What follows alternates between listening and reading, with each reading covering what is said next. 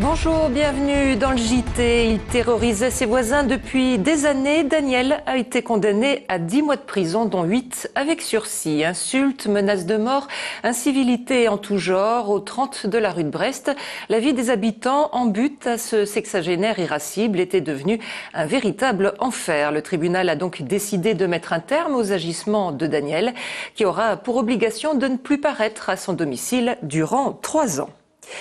Raphaël a 4 ans et déjà bien des soucis. Ce petit garçon de Villeurbanne cumule à lui seul 3 maladies orphelines, des pathologies digestives très rares pour lesquelles il n'existe à ce jour aucun traitement. Pour améliorer le quotidien de Raphaël, sa maman aujourd'hui a besoin d'aide. Jean-Marc Roffa. À 4 ans, Raphaël est bigrement courageux. Il cumule depuis sa naissance 3 maladies orphelines incurables touchant ses intestins. Son cas est unique au monde. Actuellement, pour les formes primitives, qu'on appelle idiopathiques, pour lesquelles on ne connaît pas la cause, évidemment, il n'y a pas de traitement curatif. Raphaël ne peut pas s'alimenter par voie orale. Il est donc raccordé 18 heures sur 24 à une poche de nutriments. Pour lui sauver la vie, les chirurgiens lui ont placé 2 anus artificiels sur son petit abdomen. Sa maman sait que la recherche va être très longue. En attendant, elle joue la super infirmière. Tu peux me remettre tout. Donc il faut aussi préparer le médicament. Et actuellement, il est en antibiothérapie, donc ça, je fais le midi. Aujourd'hui, sa maman lance un appel à la générosité pour réaliser les rêves de Raphaël. Elle a besoin d'acheter un véhicule médicalisé afin de sécuriser les transports éloignés de son petit bonhomme. Ne serait-ce que pour partir en vacances, aller à Disneyland et oui, vraiment réaliser ses rêves pour qu'il s'échappe. Avec son association Fort comme 3 pommes et la vente de ses nounours, Eva espère récolter 20 à 30 000 euros pour que Raphaël s'évade plus souvent de son dur quotidien. La chirurgie pédiatrique, viscérale et urologique est justement le domaine du professeur Patrick Carlioz. Le docteur Moustache, comme on l'appelle, à la clinique du Val d'Ouest à Écully, vient d'être distingué par l'Académie nationale de chirurgie. Son livre, au titre un peu hermétique pour les non-spécialistes, Le diverticule de Meckel, a reçu le premier prix. Patrick Carlioz est au micro de Benoît d'Autriche.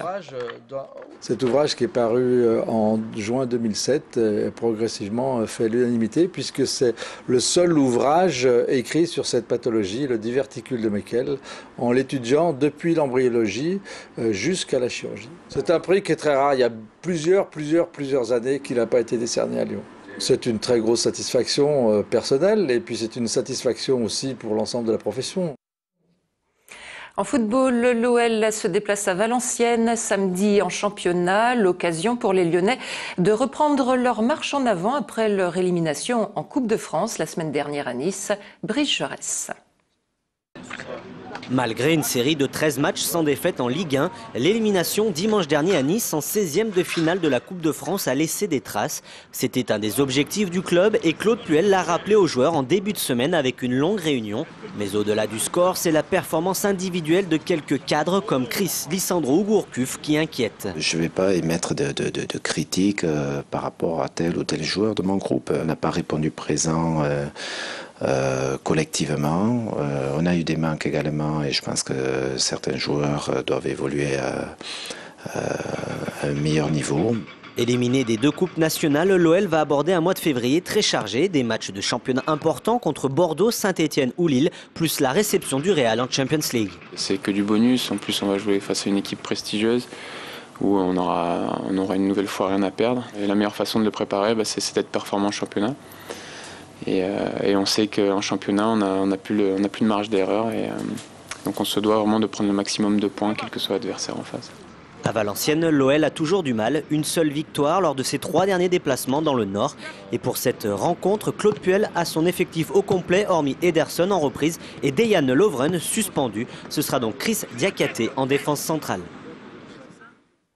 Les bricoleurs du dimanche et les autres ont rendez-vous ce week-end à l'espace double mixte à Villeurbanne. Au salon du bricolage et des inventions, vous trouverez tout ce qu'il vous faut pour rénover et décorer votre maison. Outillage, conseils et produits révolutionnaires. Enfin, rarement l'espace double mixte aura aussi bien porté son nom. À côté du salon du bricolage se tient en effet la toute première édition du salon Women's, entièrement dédié aux femmes. On écoute l'un des organisateurs des deux salons au micro de Leïla Kessi. Alors pour les couples qui viennent effectivement au double mixte, monsieur peut descendre au salon de bricolage, madame à Women's ou vice versa, et ils peuvent également se retrouver puisque l'entrée à un salon donne également l'accès au deuxième salon. Et c'est la fin de cette édition, on se retrouve à 17h pour un nouveau point sur l'info. Très bon après-midi sur TLM.